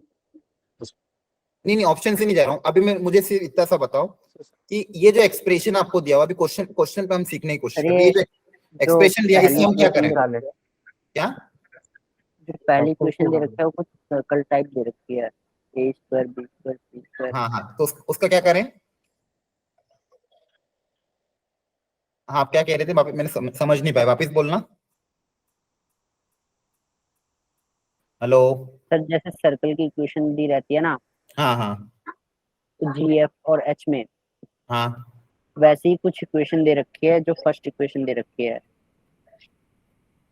नहीं, सर्कल सर्कल वर्कल तो नहीं, और सोचो इसमें क्या कर सकते हैं। देखो, A B C, A X plus B Y plus C equal to 0, ये आपकी लाइन की इक्वेशन है। कॉन्ग्रुएंसी की कंडीशन निकालनी, और आपको पता है फैमिली ऑफ लाइन में दो दो लाइन आनी चाहिए, L1 plus lambda L2 equal to 0, और L1 L2 को सॉल्व करके हम बेसिकली लाइन वो पॉइंट निकालते हैं। तो बेसिकली मुझे एबीसी में क्या चाहिए, लीनियर रिलेशन चाहिएगा। तो क्या करें इस इक्वेशन का? Divided by a b c। नहीं नहीं नहीं, और बोलो। नितिन, आपकी आवाज नहीं आ रही, आप कुछ कहना चाह रहे हो क्या? फैक्टर बनाने की कोशिश कर हाँ, सकते हैं। Very good. इसको फैक्टराइज करो बच्चों। एबीसी में लीनियर रिलेशन मुझे लाना है अल्टीमेटली, वही इसका। देखो, ऐसे क्वेश्चन का तरीका यही होता है, कॉन्ग्रुएंसी की जब भी क्वेश्चन आए और इस तरह से आपको ये दिए हो तो इसका आपको फैक्टराइज करना पड़ेगा।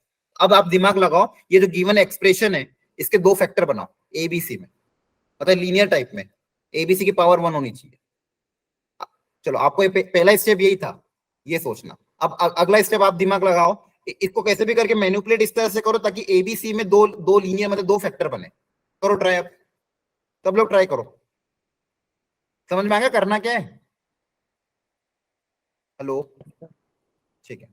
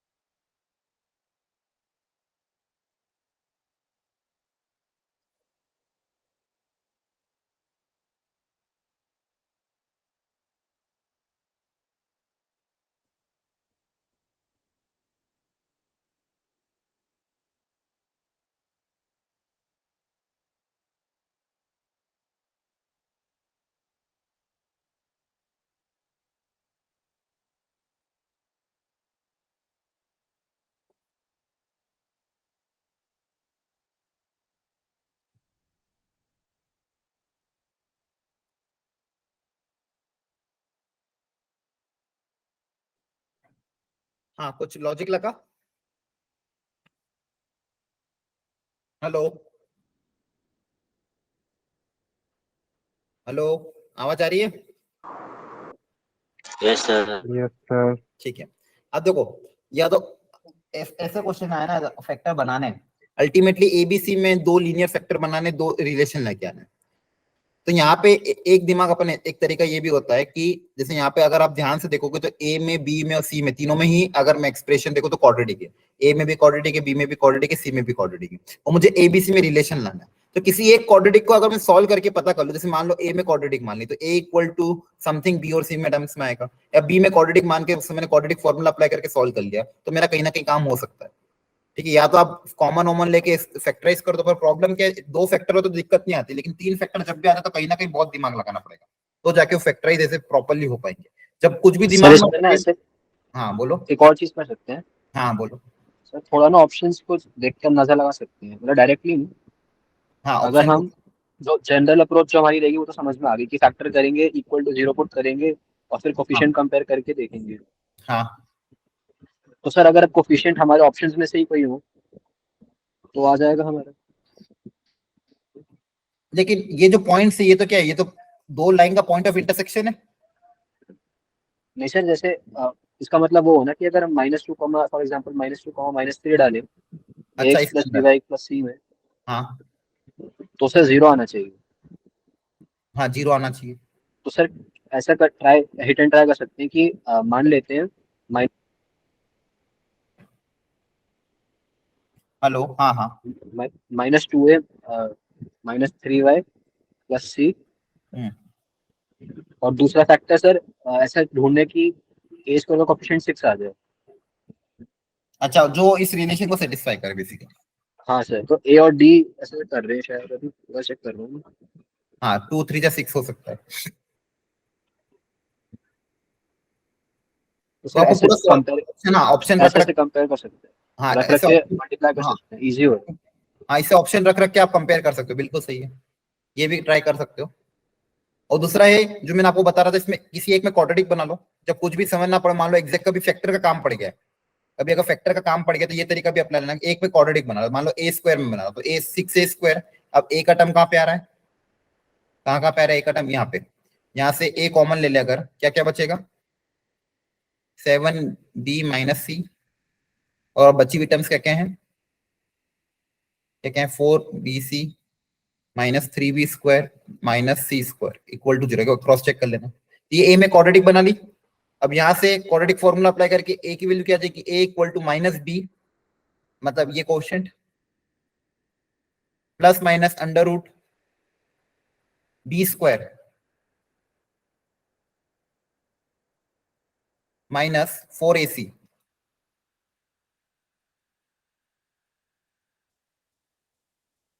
अपॉन 2a, तो 12 आएगा। अब देखो, अगर इसके लीनियर फैक्टर बनने और क्वेश्चन को अगर सॉल्व होना है, तो ये जो रूट के अंदर क्वांटिटी है ये हमेशा परफेक्ट स्क्वायर बनेगी ही। ये क्या बनेगी, परफेक्ट स्क्वायर। अगर ये परफेक्ट स्क्वायर नहीं बन पाए, फिर तो लीनियर फैक्टर बन ही नहीं पाएगा। ठीक है, तो आपको कभी भी ऐसे सॉल्व करोगे ना, तो आप देखोगे ये हमेशा परफेक्ट स्क्वायर बनेगा, तो इसको आप सिंप्लीफाई करना। ठीक है, ये परफेक्ट स्क्वायर बनेगा, वो रूट के बाहर आ जाएगा, फिर एक बार प्लस के साथ एक बार माइनस के साथ आपके पास दोनों लीनियर फैक्टर आ जाएंगे, मतलब एबीसी में रिलेशन आ जाएगा। उन दोनों को सॉल्व कर लेना। आ रहा है समझ में? Hello, yes sir. Yes sir. ठीक है, ये परफेक्ट स्क्वायर बनेगा, तो बस ये चेक करना है कि ये परफेक्ट स्क्वायर हो, उसके बाद मैं क्या इसके फैक्टर बनाऊंगा। हाँ, उसके बाद एक बार प्लस के साथ सॉल्व करना, एक बार माइनस के साथ सॉल्व करना, तो एबीसी में दो लीनियर रिलेशन आएंगे, तो वो दो दो लीनियर रिलेशन का क्या हो जाएगा, प्रोडक्ट हो जाएगा। ठीक है, और वहीं से आपको भी लॉजिक दिख जाएगा कि कौन कौन से पॉइंट सेटिस्फाई कर रहे हैं। ठीक है, आ रहा है समझ में? तो अल्टीमेटली ऐसे क्वेश्चन कभी भी आए इस तरह से फैक्टराइज, और ये आपने सीखा फैक्टराइज कभी अगर तीन टर्म्स में है और इस तरह से दिए हो expression a² b² c² ab bc और ca, तो इसमें आप क्वाड्रेटिक फॉर्मूला अप्लाई करके फैक्टराइज कर देना। ठीक है, ऑप्शन नंबर जैसे यहाँ पे देखोगे ए और बी मैच कर रहे हैं, इसका आंसर ऐसा आ रहा है। अब सॉल्यूशन पता नहीं किस तरह से निकाला इन्होंने, लेकिन एक लॉजिक ये है, और दूसरा लॉजिक जो बच्चे ने बताया था कि आप ऑप्शन से भी ट्राई कर तो सकते कैसा आ रहा था इसका? हो, ए और बी आंसर आ रहा है। सर किस लॉजिक से आंसर आया? Determinant equal to 0। क्या कह रहे हो? सर डिटरमिनेंट इक्वल टू 0 एक परफेक्ट स्क्वायर होता है फिर। ये कैसा है? नहीं, मैं ये बोल रहा हूँ यहाँ से अगर मेरे पास लीनियर रिलेशन आना है तो ये रूट के बाहर आएगी क्वांटिटी, तभी तो एबीसी में लीनियर रिलेशन आएगा। अच्छा यस सर। अगर मान लो रूट के अंदर रह गया तो फिर तो आएगा ही नहीं ना। ठीक है, आया समझ में? यस। तो आप इसको सिंप्लीफाई करोगे ना, वो बनेगा भी, देख अब बना के देख लेना, भले ही वो अपने आप बन जाएगा। एक्सप्रेशन ऐसा बनेगा जो कि परफेक्ट स्क्वायर होगा, वो रूट के बाहर अपने आप आ जाएगा। ठीक है, ऐसा आपके पास होगा नहीं कि ये यहाँ पे रूट के अंदर क्वांटिटी, फिर तो कभी लीनियर रिलेशन बन ही नहीं पाएगा इनका। ठीक है, आगे समझ में सबको? ये बोलो, आया ना? आपने घर पे सब क्वेश्चन ट्राई किए थे? ये कल रात को अपन डिस्कस करने वाले थे, लेकिन कल रात को थोड़ा सा मेरे यहाँ इमरजेंसी आ गई तो मैं क्लास नहीं ले पाया, ना मैसेज का रिप्लाई कर पाया। आपने पर ये ट्राई किए थे घर पे सबने? यस सर, इंटीजर टाइप तक किए थे, फिर उसके बाद क्लास स्टार्ट हुई। ठीक है, अब देखिए ये बच्चे में जो 2-3 क्वेश्चन और है, इनको भी आप एक बार ट्राई कर लेना घर पे। ठीक है, और देखना अभी टाइम मिले तो करना, नहीं तो कोई बात नहीं, एक बार पीवाईक्यू देख लेना, नहीं तो मैं आपको पीवाईक्यू भेज दूंगा। शाम वाली क्लास में अपन सर्कल करने वाले हैं। अब देखो, आपको जो आप क्वेश्चन अटेम्प्ट कर लेना, आपको जो क्वेश्चन मैंने आपको पिछली बार भी कहा था, आप मुझे क्वेश्चन नंबर भेज देना, इसके कौन कौन से डिस्कस करना, आपने भेजे नहीं थे, फिर मैंने सारे डिस्कस कर दिए एक एक करके। अब जो बच्चे क्वेश्चन एक बार आप खुद से एक बार ट्राई करना, लॉजिक लगाना, डायग्राम बनाना। देखो सब में क्या हो रहा है, ऑब्जर्वेशन है। कोऑर्डिनेट ज्योमेट्री का ये जो चैप्टर स्ट्रेट लाइन, इसमें ऑब्जर्वेशन अच्छी होनी चाहिए, ऑब्जर्वेशन होना चाहिए, डायग्राम अच्छे से बनाओ, कहीं ना कहीं लॉजिक लगाओ, कहीं ना कहीं अपन पहुंच जाएंगे। टाइम लेगा नो डाउट, इसके क्वेश्चन जल्दी नहीं होंगे, इसलिए इसमें टाइम अगर जाता है तो कोई दिक्कत नहीं है, 5-10 मिनट आप दे सकते हो। ठीक है, अगर क्वेश्चन सॉल्व हो रहा हो तो। ठीक है, तो ये सब क्वेश्चन अपन ने आज ट्राई किए। तो अब मुझे ये बताओ, सर्कल का जो चैप्टर है उसमें मैं आपको अभी पिछले 4-5 साल की पीवाईक्यू करूं कि इसी टाइप के क्वेश्चन करूं? ये जो मैंने अलग अलग ये 30 क्वेश्चन है, सर इसी टाइप के क्वेश्चन करवा दो, क्योंकि वो तो यूट्यूब पे मिल जाते हैं। ठीक है ठीक है। तो पीवाईक्यू अगर आपको देखना हो तो आप यूट्यूब वगैरह पे देख लेना, या फिर सॉल्यूशन चाहिए तो सॉल्यूशन पे आजकल मिल जाते हैं 2022 वगैरह के। ठीक है, तो देख लेना आप लोग, सर्कल स्ट्रेट लाइन आखिरी में देखना। एक काम करना है, अपन ऐसा करेंगे, पहले पूरा straight line circle conic section पढ़ लेते हैं, फिर उसके बाद मैं आपको पीवाईक्यू भेज दूंगा, तो फिर एक साथ सारे देख लेना तीनों चैप्टर।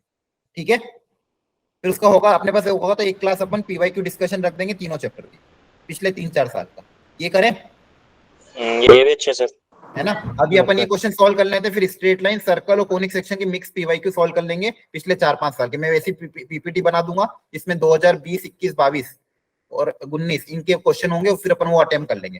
ठीक है, चलो, तो अभी मैं आपको सर्कल के क्वेश्चन भेज रहा हूँ, उनको एक बार अटेम्प्ट कर लेना, और रात को अपन ट्राई करते हैं 9 बजे, कोशिश करता हूँ। अभी 6 तो बज गए, क्योंकि मेरे को पीपीटी बनानी है, लेक्चर भी प्रिपेयर करना है, तो 9 बजे तक क्लास रखते हैं। क्लियर है? बोलो। ठीक है, तो आज अपन सर्कल की 9 बजे क्लास रख ले। आप खाना कितनी बजे खाते हो आप लोग जनरली सब लोग? 10 बजे तक। तो आज 9 बजे पहले खा लेना, ताकि फिर मान लो 10:30 तक अगर एक्सटेंड भी हुई तो दिक्कत नहीं आएगी। सब लोग 9 बजे पहले खाना खा के निपट जाना, फ्री हो जाना, फिर अपन क्वेश्चन सॉल्व करेंगे। तो 10:30, 11 जितनी बजेगी सर्कल आज फिनिश करना है। क्लियर है? बोलो। ठीक है, चलो बाय। हाँ बोलो। सर इस वाले टेस्ट के रिपोर्ट नहीं आई अभी? यही मैं भी फोन करता हूँ, रुको। ठीक है, अच्छा, इस बार जो टेस्ट होगा ना वो भी सब लोग अटेम्प्ट करना। इस बार पेपर आपका मतलब उसी हिसाब से ज्यादा टफ नहीं बना है, जो अभी पास्ट ईयर के हिसाब से बना, जो कि मैंने आपको पिछली बार कहा था। तो अच्छा पेपर है। सर लास्ट वाले पेपर में क्या मल्टीपल करेक्ट के मार्क्स सही मिल गए? नहीं मेरे दोस्त में भी शायद प्रॉब्लम आई थी, मैंने कहा था, लेकिन पता नहीं, सर नंबर थोड़े से ज्यादा आ गए थे सर। नहीं हुए थे शायद, पता नहीं, देख लेने। चलो ठीक है, अभी मैं क्वेश्चन भेजता हूँ। अभी आप फिलहाल अपन इस पे तैयारी पे ध्यान दो। आपको देखो पेपर का बस अपना पेपर देख लिया करो, उसकी अपनी गलतियां देख लिया करो सॉल्यूशन से, कि आपने कहाँ कौन कौन से क्वेश्चन गलत किए हैं। ठीक है, और उनके सॉल्यूशन देखा करो और तरीके देखा करो। ठीक है, मार्क्स तो चलो ठीक है, एक पॉइंट है, लेकिन अल्टीमेटली हमको फिलहाल अभी कंसंट्रेट इस पे करना है कि हम क्या लॉजिक जितना सोच पा रहे हैं, ऑप्शन से जा पा रहे हैं कि नहीं जा पा रहे हैं, ऑप्शन ऑब्जेक्टिवली चीजें सोच पा रहे हैं कि नहीं सोच पा रहे। ठीक है, यही इंपॉर्टेंट है, यही सीखना है हमको। ठीक है, तो चलो मैं आपको अभी सर्कल का पीडीएफ भेज रहा हूँ, उसको ट्राई कर लेना, फिर हम 9 बजे मिलते हैं। Thank you.